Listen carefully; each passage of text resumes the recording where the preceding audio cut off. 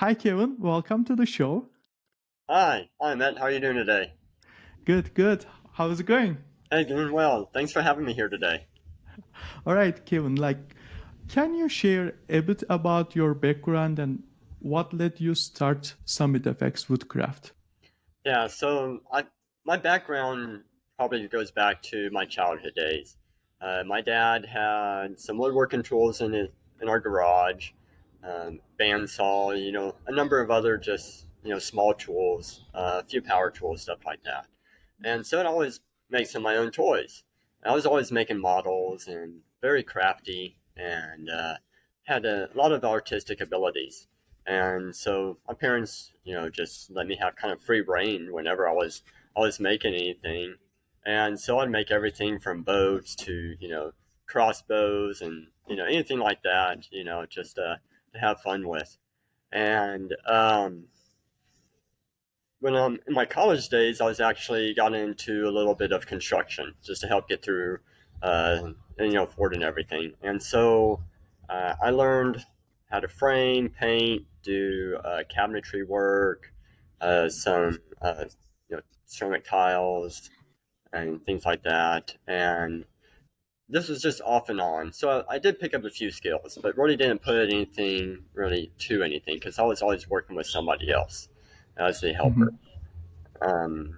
Later on, we were in the Houston area, and our home was damaged by a hurricane, and Oh. contractors were not available. There was just so much damage. There's a waiting list wherever you went. And then who did you actually trust? And I was like, well, you know what? I have enough skills. I know it. Instead of paying somebody else to do it, how about I go out there, I'll use the Mhm. insurance money, buy the materials, get some of the power tools, and I'll do it myself. Now, at least I'll know if it's done right. And, I'll learn in the process anyways. So that at least started a little bit of my larger power tool collection. It wasn't until after I started my first business that I really wanted to get into woodworking or try to figure out, what can I manufacture on a larger scale. And Mhm. so um, this was right during the pandemic time period. A lot of things were shut down. I was frustrated because I was getting ready to close my doors to my first business. And so I was like, you know what? I'm just going to take some time off, enjoy a hobby, do some woodworking, and just take some time off for a little while. Think about really what I want to do. So I Mhm. decided I'd take a few months. It ended up being almost like 6 months or more of that. And to the point where, everybody at this time period was kind of exploring their own talents during shutdown. And Mhm. so, watching YouTube and Instagram and Facebook and saw how everybody else was doing stuff. And it's like, oh, shoot, that looks like fun. I'm going to try some of that. So I started doing that just for myself and family. And then before too long, I started having friends and other people actually saying, hey, can you make this for me? Or what about this? Can you make that? And it's like, yeah, I think I can make that. And so it kept on challenged me to improve my skill sets. And so I started exploring a lot of traditional craftsmanship, Mhm. hand tools, stuff like that. What were the general applications put into basic joinery? How do you put two boards together? How do you get, nice corners? How do you do your glue ups when you need to have a larger panel put together? And so I just kept experimenting, and then before long, we started going to various pop up markets, craft shows, stuff like that people were setting up. Because still we were all on lockdown, and so everybody was able to go to these open air markets. And so that's like, all right, so we're getting out there. Everybody was really excited to be out there and talk to people and interact in a safe environment. And so we sold a lot of cutting boards and just a lot of small, catch-all trays and things like that. Just small items that were easy to transport and set up at a market. And then we Mhm. started getting people asking us, "Well, do you build furniture, or can you do this or that?" And so it's always a question is like, "Sure, we can do something like that." And you get some really odd, odd things that come across your way, but Yeah. that's all part of the fun of it in Yeah. itself. and it just kept growing. And we were doing this all out of a garage. Um, Wow. and so it eventually became to the point where things were getting so busy, and I was actually wholesaling a lot of our cutting boards to some local stores, such as stores that furnished like culinary items, Mhm. knives, cutting boards, charcuterie, stuff like that. And so I had a couple of kids in the neighborhood helping me out, off and on, sanding, cutting out stuff. They learned a little bit of stuff during that time period, and that had its own set of challenges. Yeah. But, yeah, it's like, okay, all right, well, not everybody is enthusiastic as I am, or puts their heart into it, or sometimes it's just it takes time to master some of those skills, and Mhm. until you've just had the experience, sometimes it takes a little while. But anyway, so our living situation changed, and I had to figure out something. And I knew the only thing that we could do in order to grow this business was to get a shop. We were limited in the garage. For one, storage of materials. The equipment was taking up a lot of space. When you get several people in there, it starts creating like a safety hazard because everybody's around sharp Yeah. objects or whatever, and that was always the number one concern, was like, okay, well, this is not the right setup for all that. So Yeah. we did find a larger shop that we were able to move into. Mhm. Plenty of room at the time. Now I'm already feeling it kind of cramped, just with the projects going on here, and the storage of the materials again. So that's good. That's good, showing that we have some growing that's coming up. I'm talking to stores again, but more on a level of making displays Mhm. for them, and or making items that they're going to use in their store, not necessarily sell them. Because it got Mhm. to a point where we're the wholesale business, as much as we were making the time period, we were still only making half the profits as we normally would selling it, just because we were Mhm. selling at a reduced cost, which was good in the very beginning, but then over time, it's like it just wasn't paying out. So slowly we started cutting back and then just selling our products again at markets. Um, I don't know if it was just the economy or the markets got flooded during that time period where we started seeing a dropping of our sales. And, Mhm. then we're going to all the markets, and it was great. We're talking to everybody, but the people just weren't purchasing anything. Maybe they were holding on to their money and saving it. It was kind of a weird time after the pandemic, too. Yeah. Transitioning back into work, or don't really know how to go back into work on that time period, or maybe they were at an age where they never had to work during that time period because they were, you know, grade school or whatever, and then all of a sudden they're out. So it's just kind of a strange time just dealing with all this, and I'm talking to a lot of other woodworkers and craft people that they were also experiencing the same thing, and Yeah. so it's like, okay, well, what all can we do different? And so then that's where I started, you know, getting back into the residential remodeling and stuff like that. Uh, Mhm. but then I was doing the work myself. I was adding the details and craftsmanship that I learned on the small, intricate items at a larger scale. Uh, Mhm. some of these projects take a lot longer, 3 to 6 months or whatever. Um, and that has, its own workarounds that you have to figure out. For one, I'm not in my shop every day, Mhm. different job sites. And so it's trying to pack up all your tools and then going everywhere and doing that. Uh, Mhm. which I like that. I like the work. There's plenty of it out there. It seems like the new home builds are really picking up right now, and so I'm able to work with the clients and suggest things that they probably wouldn't have thought of it before. Like, okay, well, hey, let's add this intricate bit of detail in here and tie in these two, Mhm. different materials, or maybe I thought about incorporating, maybe a sitting area in a different manner that wasn't traditional. such as like built-in seats or benches or stuff like that, and incorporate in storage, which kind of leads to where we're at right now is working on tiny homes. And so Mm-hmm. here we go. We have a. It's interesting. I keep going back to the word challenges because uh, when people bring you, hey, can you build this? That's a challenge because it's something you never made before. It's like, okay, yeah, we can do that. So it's like taking somebody's ideas and concepts and building something. And now we're just doing it in a living space. So it's like, all right, so how can we incorporate um, our woodworking into the small homes. All right. So, for example, I keep saying this and that. And I don't really get into examples, and it's probably really what you want to hear is, kind of some of that. Okay. So this tiny home we're working on right now, it's in a beautiful area. It's got a lake view, very hilly area for Texas, Mm-hmm. Central Texas Hill Country, and so um, the homeowner didn't like having metal siding around her place because it kept out of the natural elements. Because Mm-hmm. she has some property out there, a lot of juniper trees, very beautiful. Green year round with the evergreens, and just this metal 2-story object in the middle that was just really out of place.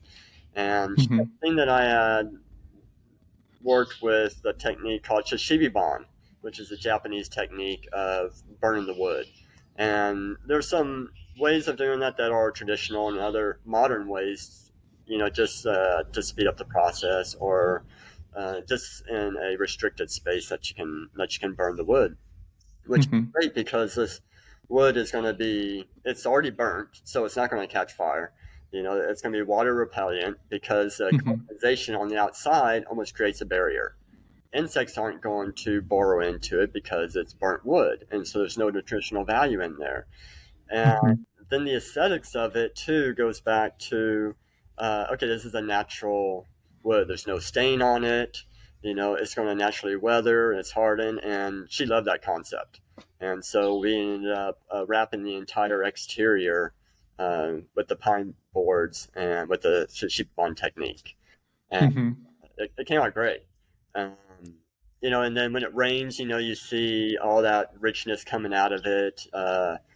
You can see the texture on the outside of those boards, which is almost like a gator skin, which is like that's the look we were trying to achieve, where um, the wood grain starts cracking at the surface, and you get all this intricate modeling of it, and Mm-hmm. texture comes out, and we call it the gator skin.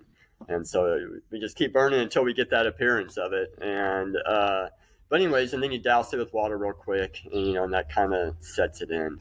And so this is the first time we did the sign on the house, and it came out great. Um, Mm-hmm. so then the inside it's very modern. So we're doing a lot of plywood paneling, knotty pine, sanded, and so that's a whole other thing. It's like, all right, there's all these odd angles, the roof, the ceiling, everything like that. Everything's kind of off-centered and a strange angle. So that's where Mm-hmm. we're on scaffolding and we're trying to figure out the angles and the cuts and everything like that. And all right, so yeah, so a lot of people don't realize that some of that work does take quite a bit of time to do because you can't rush that process. Uh, Mm-hmm. and so that But it makes your woodworking approach different from others in your industry, right? Exactly right. Yeah. I mean, you can walk into a place and you're like, oh, Mm-hmm. oh, okay, all right. I'm just going to kind of keep my mouth shut on that one. And other times you go into the place and like, I'll walk into somewhere where there's some beautiful wooden architecture, and I'm just like staring at the ceiling, all how all the arches and everything come together, and I'm just like, wow, that's fantastic. So it's inspiration. Mm-hmm. I like seeing that. And that's been I love getting new inspiration, Mm-hmm. talking to people, interacting with everybody, trying to get ideas. I like mixing materials too. It's like, okay, how can we mix, let's say in an environment, maybe plastic and metal, Mm-hmm. and so we started working with this poly lumber recently, making some outdoor furniture. which is really weird because it's plastic, but it has a wood grain, and you cut it and you can see, the end grain of it, but it's still plastic. So the screws and fasteners is a little bit different, but then we can router it, we can CNC it the same way. And so it's like, okay, well, how can we apply this in different situations? And so um, for that outdoor furniture, the customer wanted to have something that looked like wood, but they were tired of restaining everything every year, or there were Mm-hmm. kids around. Then you had to worry about splinters and stuff like that because it's a day school, and kids are going to abuse it. So we needed something that would hold up, wouldn't fade, looked like wood, and things like that. And so that was the solution. It's a little bit more costly, but in the end, it's going to last for quite a lot longer, and there's not going to be any maintenance to it. So it's a great situation. So I started like thinking, it's like, well, what else can we make out of plastic? Uh, Mm-hmm. what sort of furniture can we make out of it? Maybe we can make lawn chairs or something like that in a way that maybe that everything is like a flat pack design.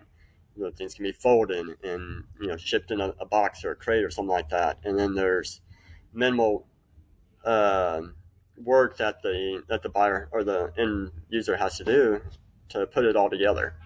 And so it's like, okay, maybe things fasten together a certain way, or maybe they're just interlocking. There's all sorts of different ways that you can come up to join pieces together for furniture and Mm-hmm. like that. So that's been something that we've been exploring with right now.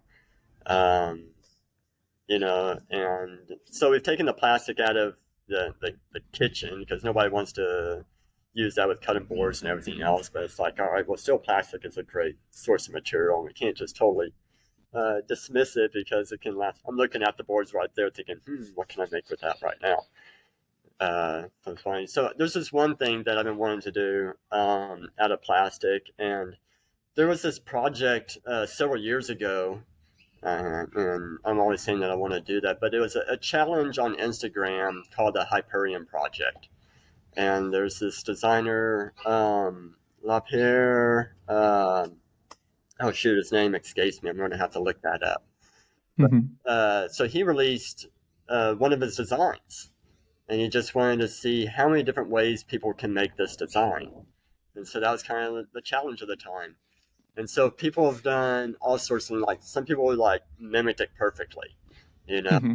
and other people are like, okay, well, I'm gonna change that up, and uh, maybe the support pieces, sorry, I can't think of the name right now, but Mm-hmm. the rungs in the chair or whatever are aluminum, instead of wood. So somebody did that. Another person made it all out of 2x4s and 2x6s and cut it down.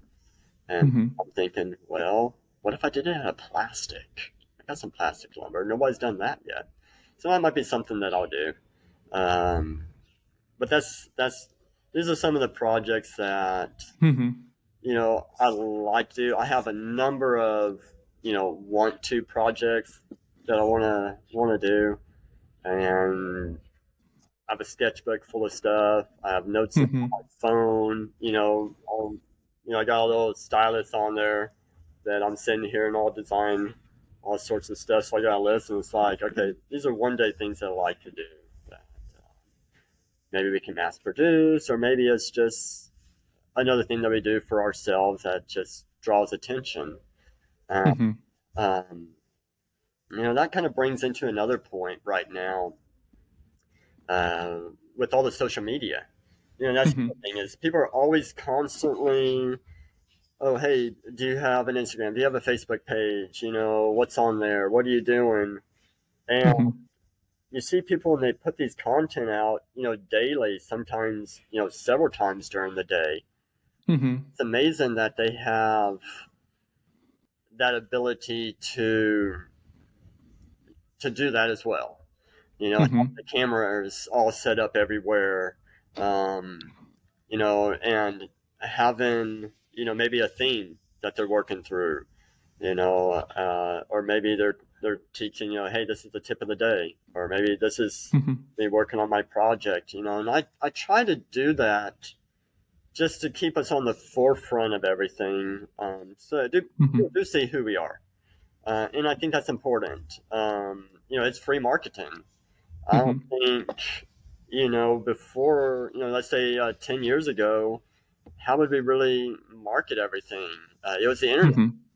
It's like, okay, well, people just have to search for me and get out there, but what am I really showing? We weren't really doing anything on YouTube at the time, although I believe YouTube Mhm. was around 10 years ago, and people were doing stuff, but I don't know if anybody really thought about just putting out there, this is what I'm doing. They're more like how-to videos, how Mhm. to Mhm.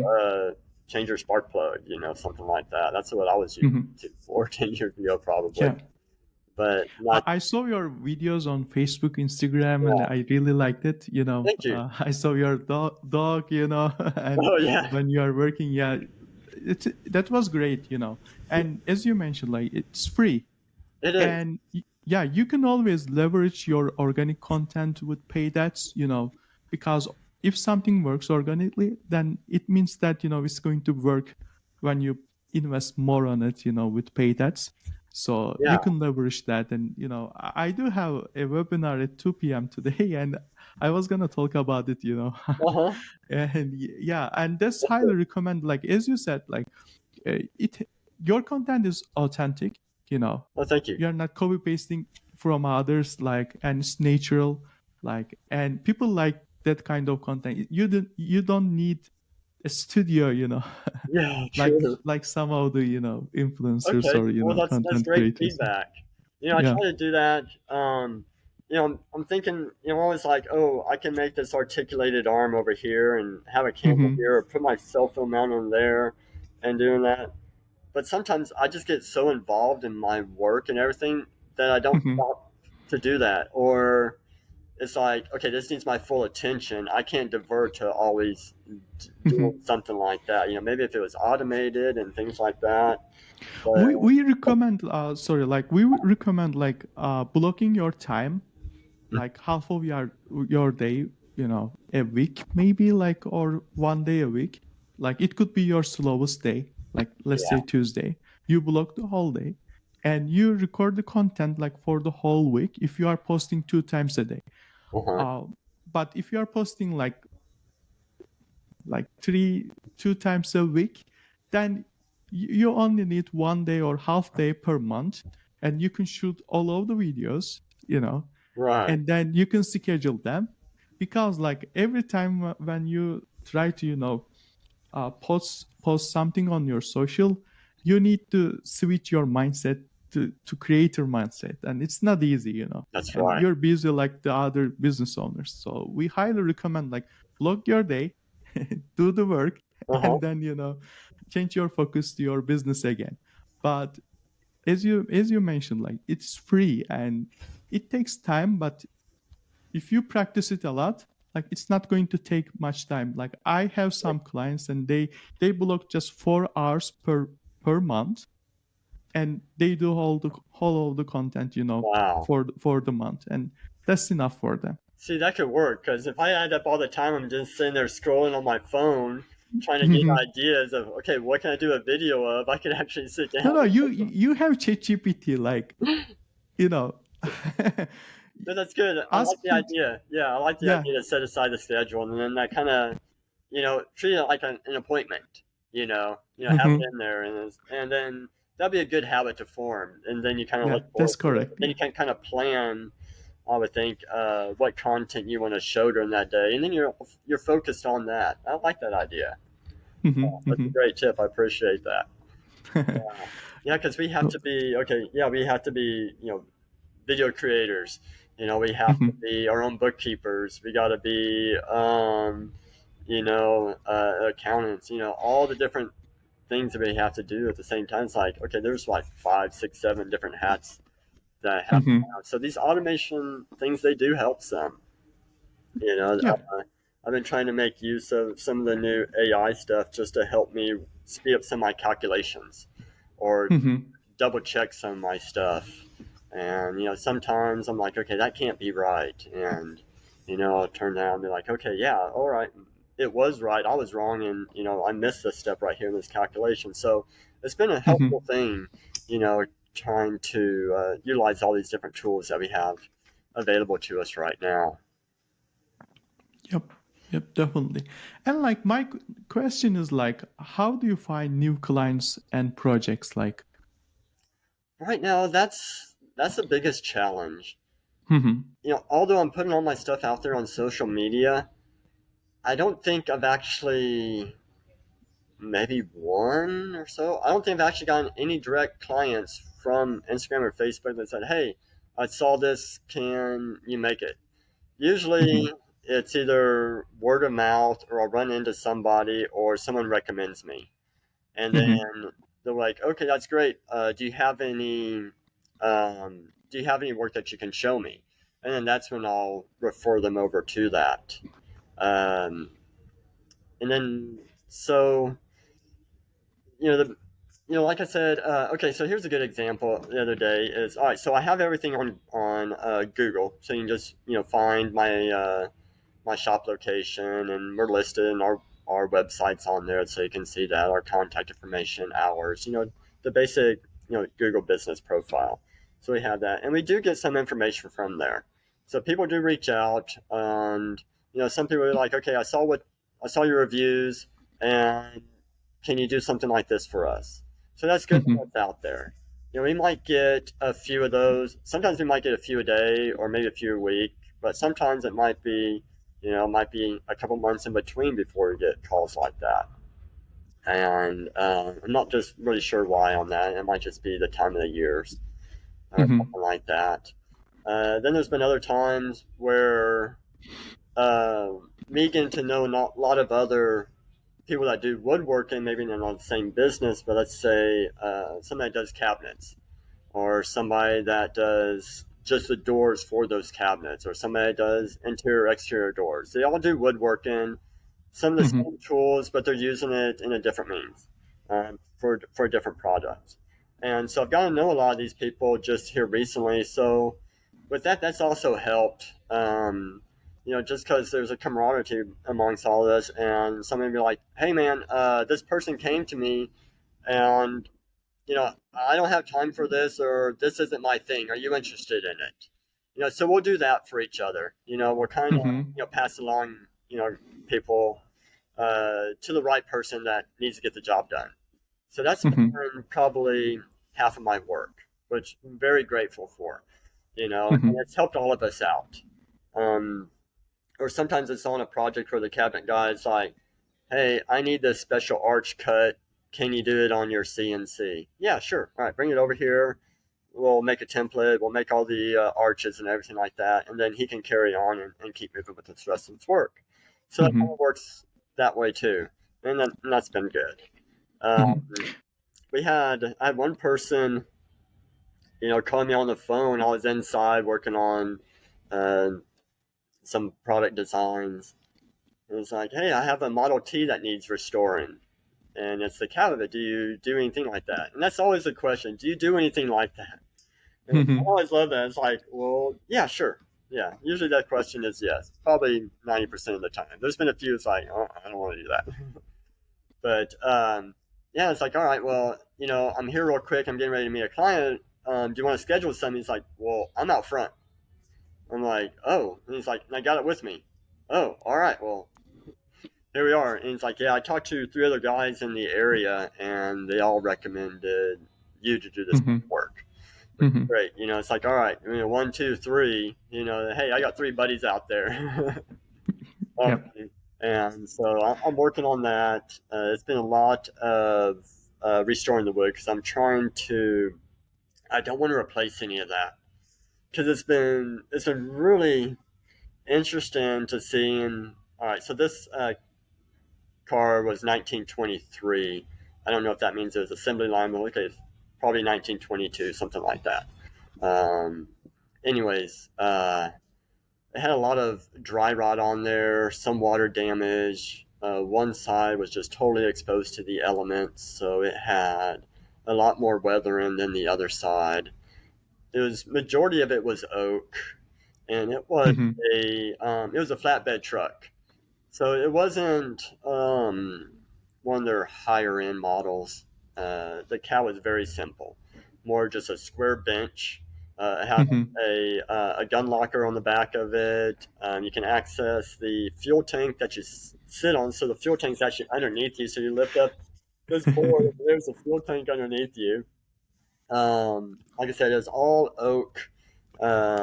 Once I got rid of all the just all the grime and everything on it, and then I believe it's I'm pretty sure I'm confident that it's mahogany, which was some of the Mhm. dashboard pieces. So it'd be like the round instrument dial, it looked like that was Mhm. blazed out. Mhm. Then the dash was very crudely done because it looked like somebody just wallered out the back to make it thin enough to put the a switch in there, Mhm. stuff like that. And then another part where they're doing the mortise and tenons, and they cut the tenons way too long, so they just cut little strips of wood and just tacked it in there on top, little thin strips, just so covered to make it look seamless. You could tell, that the grain was different and stuff like that.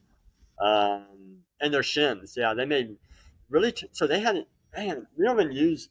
So the only time that I've seen these little bitty tacks is when I was professionally building model railroads, like these real intricate, landscapes and stuff like that. And so I guess I was using some carpentry work when I was building up Mhm. framing and of that. But I haven't seen tacks like that. But they use those actually just to put little thin strips in. Maybe the board was a little twisted, and like on the floorboard, I saw some little strips and it was tacked in there. And I'm only thinking that Mhm. could only be a shim, something like that, just to level it up. And so it was Wow. finding some stuff like that, Mhm. you know. And a lot of it, the whole assembly of it was not high skill level. Because I'm thinking back, okay, this was assembly line. You got a lot of guys coming in there. This is their job day in and out. They may have some woodworking skills, or they picked up on that.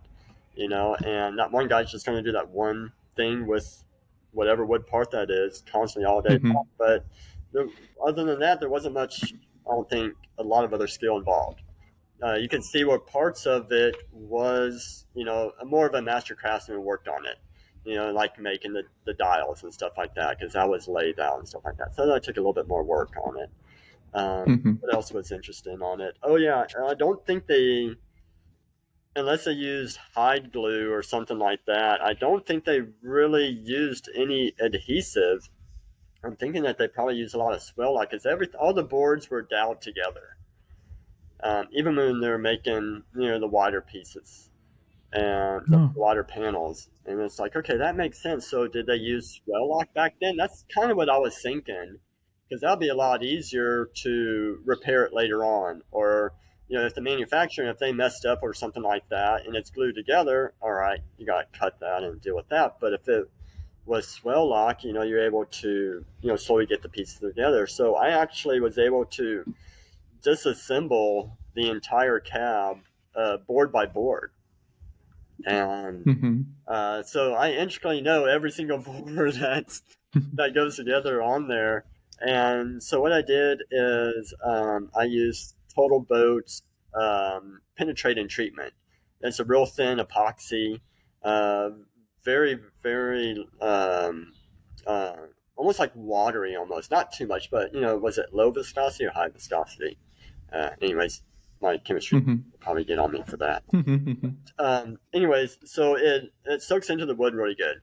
So it penetrates in. It's a slow setup. It's temperature dependent, and you may have 2 to 4 days cure time.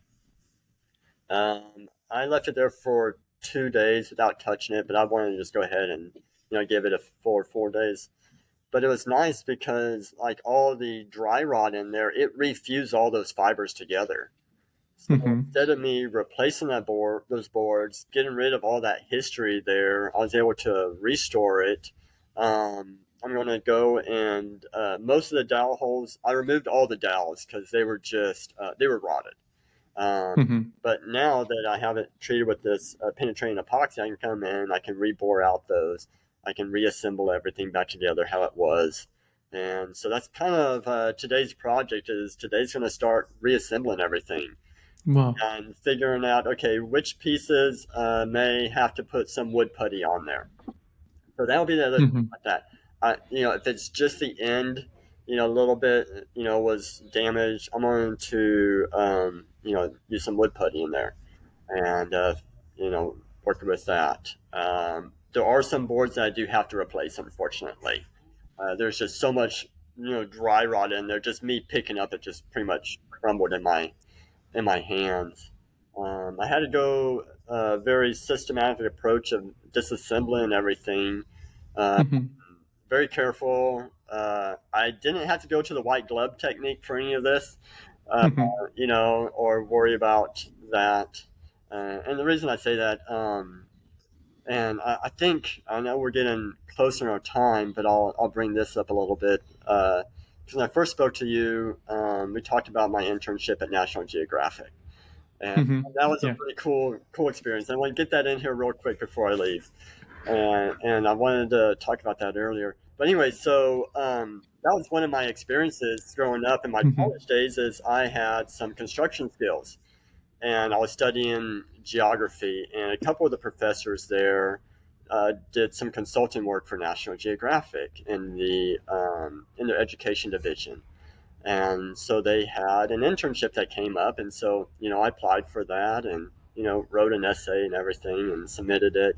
And I was one of the interns that they chose for 2000. So it's kind of a big thing because it's a Y2K. We survived that. New. It was an awesome time period. And so this was in Washington D.C., and I was there for the semester, and I was working in the Explorers Hall, which was their museum, which Mhm. which was I think the coolest part of it all. Other people worked in maps, and that's real interesting. It's funny. I did a whole career making maps, but I wasn't into maps at that time period, although I used them for hiking and stuff. Um, Mhm.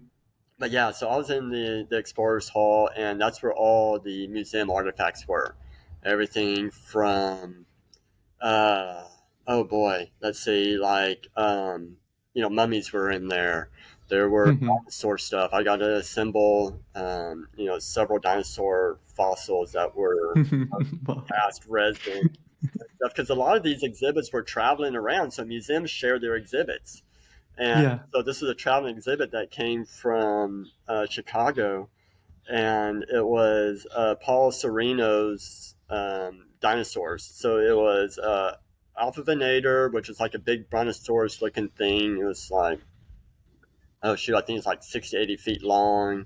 And then there was a couple predators as well, Alpha Venators. And so let's see, Jabaria ticadensis and then the Alpha Venators. So yeah, two uh, Mhm. different dinosaurs there, and one of them was so long that we couldn't put the whole tail section on. It was only 60 feet, but we made it coming out of like the palm trees out of the forest. So it was neat making exhibits like that. And Mhm. so in the Explorers Hall, you have all these traveling exhibits coming through, and so you're changing up your museum space. You're packing up, you're storing all the artifacts, you're getting ready for the next exhibit that's coming through, and so you have to redesign. You got to build all the structures and everything like that. Yeah. That was really cool. We did a lot of exhibits real quick, from Antarctica to African marriage rituals to another one we were setting up for was great white sharks. Mhm. And then they had some of their permanent exhibit, which was awesome because I was always in the public's eye and interacting with them. And, I was always able to talk to them and tell stories and stuff. There was, like a little Inca mummy that was a child. She was sacrificed, and that had a story behind it. So it's interesting, finding out about that, but also meeting a lot of the explorers that discovered all those. And so at the same time period, things were changing up and things were starting to become more computerized. Mhm. And National Geographic wanted to create the National Geographic channel, and they wanted to like a TV channel, and they wanted Mhm. to have their own studio, which meant getting rid of half of the Explorers Hall, half of the museum, because that took up huge. portion of one of the floors of one of the buildings. And Mhm. a large part of that was this 13-foot diameter freestanding globe. And it was freestanding because it just sat on these low pressure, high volume pods. And so it just kind of hovered on it. And then there's like these little tiny wheels that controlled and it rotated this whole globe. And there's this audience seat in there. And it had a laser pointer and narration, and it would spin around and talk about everything. But what's fascinating about this globe is that the relief on this was true to scale. So Mhm. mountains and everything like that. So being 13 feet diameter, you could actually see, wow, Mount Everest is really big compared to everything else. And all this that I thought was big is just like an onion skin on there. And so, anyways, that had to be dismantled. And, I'm a small frame person, and there's a trap door in the bottom of this globe that you have to access from the basement. So I'm like crawling over all the equipment, all the hydraulics and everything, trying to get in there. And I release this panel and then climb in there. I feel like I'm like almost in like a submarine or something. Echoes are in there and everything like that. And I have tools. They're clanging and then just like percussions were just like. Anyway, Mhm. but it was cool. One of their staff photographers, Todd Thiessen, was there, and he's man, I don't know, maybe like I don't know, maybe 10 rolls of film on me dismantling it because it was such a big part of the history of it. And they wanted to document that. So, I was able to see a lot of the photos of me taking it apart. And this thing was done in 8 pieces. And so I had to, and there was ribs in there. And then in the middle of it was this, I think it was probably about maybe 10 inches in diameter, and it was a steel rod, and it was actually magnetic poles. So this huge 13-foot diameter spear actually had north and south poles, so they knew where it was oriented at it spun around. So it's some pretty cool technology back in the days. Mhm. And so anyways, I had to kind of build a little bit of a scaffolding in there as I'm working and trying to dismantle it. Mhm. And when I got the first section off, it was just like, you open up a soda can, pop, and that pop in my ears were like, oh, it was like a little like, okay, I got to recover from that one. That was not expected. And then from that, everything came off, but it was cool because Mhm. everybody, like, there's this huge team because everything was there. It's like, okay, everything has to be done in teams. And I didn't realize how many people they had waiting for each one of these fiberglass sections to slowly peel off. So I was like in there for hours and finally like, here we go. So we got the first one off, and they recovered it. Then the next one, and they just started all peeling off in layers like you would almost like an orange. Mhm. So that was the cool experience. Well, one of Yeah. the cool experiences while I was there. Perfect. Yeah. Let me ask you, like, what does the name Summit Effects mean, and how does Okay. it reflect your business mindset? Like, Yeah. Summit Effects goes back to a long time ago. I've always been somewhat of an entrepreneur, trying to figure out, what can I do on my own, either in between jobs, how to make money, or what can I do to make a career out of something. So Mhm. I have a lot of artistic background, and so I was doing a lot of graphic design work. And I was dabbling a little bit in web design, although I'm so glad that wasn't my career path. For those that do it, you're appreciated. It wasn't my calling, even though I tried. But I was doing a lot of graphics, and that was the name of my graphic design thing that I came up with. And so I had a DBA. It was Summit Effects. Summit Mhm. is at the peak. A lot of special effects, stuff like that. So I kind of Yeah. blended it together, and I've always held on to that. Um, and I had a website domain, a DNS of that, and so I've kept that forever. And Mhm. so it's Summit Effects has changed over the years because my first business was Summit Effects Geospatial Solutions because I was doing a lot of maps and consulting for oil and gas companies. I was also doing a lot of geointelligence at the time, and so I just kind of like just changed like the little subtitle over the years, Mhm. and so Geospatial Solutions became Summit Effects Woodcraft. Mhm. And Yeah. so it's like, okay, well, what's the next one? Do we do Summit Effects Construction or do we do Summit Effects? We'll see what's in the future. Yeah, that was my next question, Yeah, and that's like, honestly. okay, where do we go? We're getting all into these tiny homes right now, and Mhm. they are lined up. They wanted me to go out there and work on trim today, and it's like, no, guys, I got a podcast I'm going to do here. I'm going to work on the Mhm. Model T today. I really got to get focused on that. But yeah, there's crews out there. I know I got to get out there and get them going on everything. But right Mhm. now, I'm okay uh, not having the construction being full. Well, it's almost full time. Let's say Mhm. 90% of my time. But I still like to make my own products. I like to have my own creativity out there. I have some products that I really want to make, but I want to make sure that I have enough of a stockpile of it before I release them out there. Because there's just so many copycats out there, and this would be an easy one to do. And I want to just be like, no, guys, hey, I got a stockpile over here. I'm the first one having it. Here we go. I just need to get on that before somebody else finally thinks of what it is. So I never say the word out loud what it is.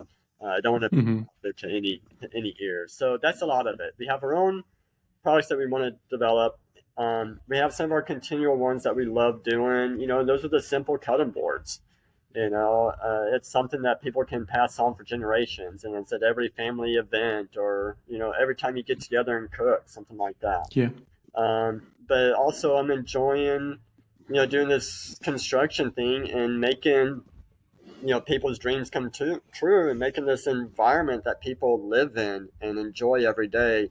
And like they come home and be like, oh wow, this is so great, something like that. Or I'll hear from clients later on like, yeah, we had a family event and we're sitting in the bar room that you made, and all of a Mhm. sudden one of the family members like, wow, did you see that detail? Did you ever notice that? The guy goes, no, I never did. Stuff like that. So, I feel like I'm almost part of their family too. A lot of their clients, I've built some relationship, and these are long lasting.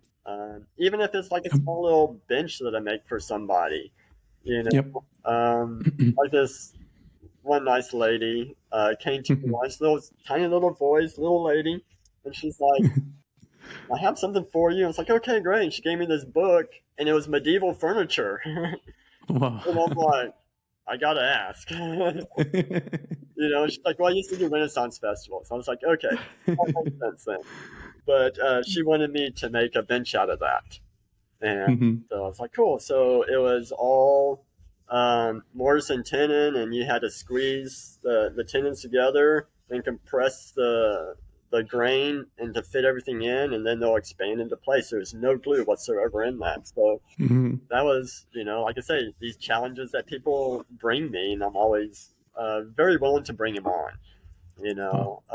Yep. One, I get joy out of it. Mhm. It improves my skill level, and it's just a wonderful experience to have something that they cherish, and they're going to pass that on Yep. for generations.